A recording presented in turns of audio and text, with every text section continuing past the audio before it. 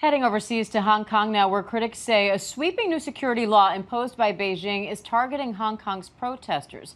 Demonstrators still took to the streets in the last 24 hours despite that new law and the threat of arrest. But some are now questioning, is this the beginning of the end of democracy in Hong Kong? Britt Clennett is on the ground there with the latest. Britt? The heart of Hong Kong's shopping district. Riot police gathering in numbers. At the moment, there aren't any protesters. We're just seeing this incredibly heavy police presence as far as the eye can see. That way, they've cornered off. That way, over there, they really aren't willing to let these protesters go anywhere near this area. Soon, we're also forced out of the area. Please leave the police on visual zone. Tension returning to Hong Kong streets following the abrupt introduction of a new national security law overnight. The law targets alleged subversion, succession, terrorism and collusion with foreign forces.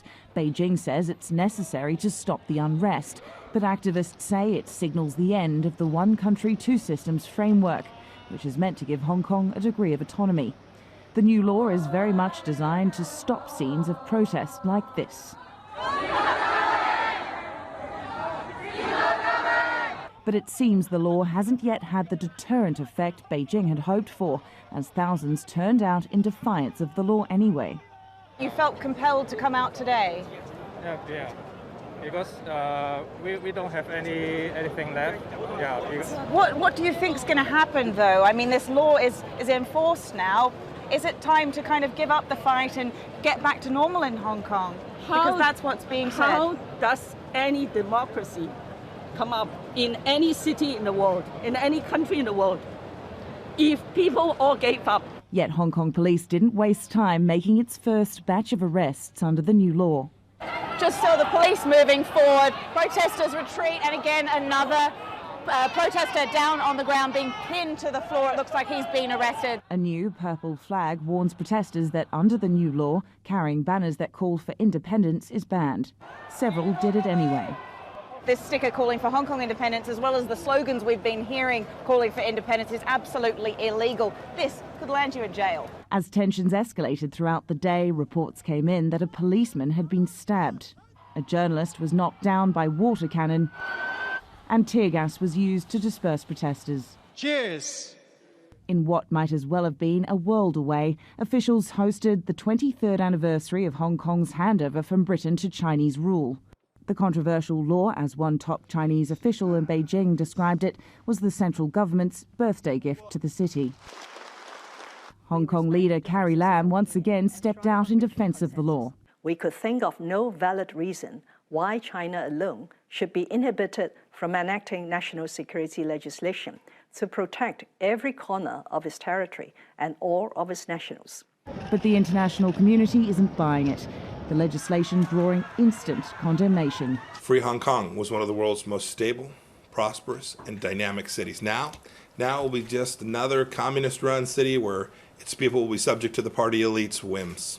The enactment and imposition of this national security law constitutes a clear and serious breach of the Sino-British Joint Declaration. Britain, Hong Kong's former colonial ruler, is now offering a pathway to British citizenship for millions in Hong Kong.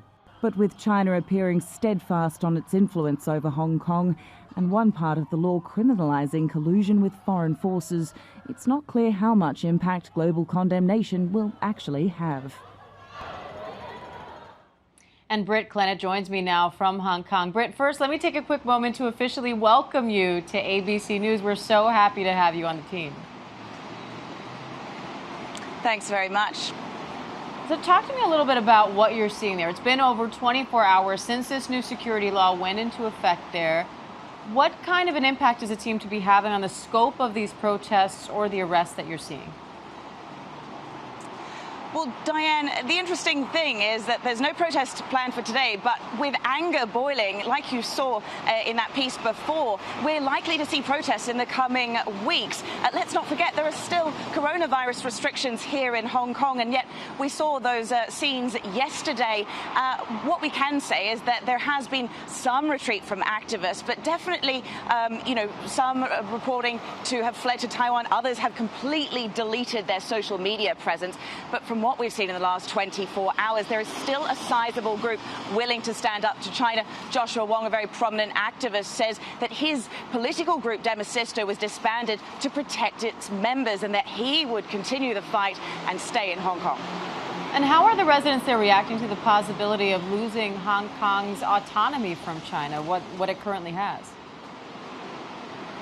Well, Diane, a lot of people we spoke to yesterday were extremely worried, but it's not just residents and activists here who are concerned about this law. The whole legal sector has cried foul over this. Certainly journalists, artists, even members of the business community are considering moving their companies elsewhere in Asia.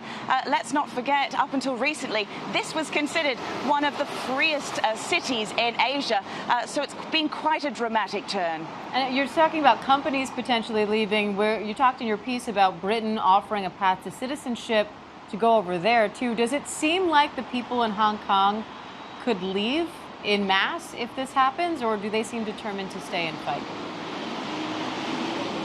You know, I think there's two different camps here. There's certainly indications that some are looking to move abroad, maybe Taiwan, maybe Canada, and certainly people who have British overseas national passports are weighing up that option as well. But, you know, like I say, we have spoken to people who say they will stay in Hong Kong, they will fight on Hong Kong soil, whatever it takes.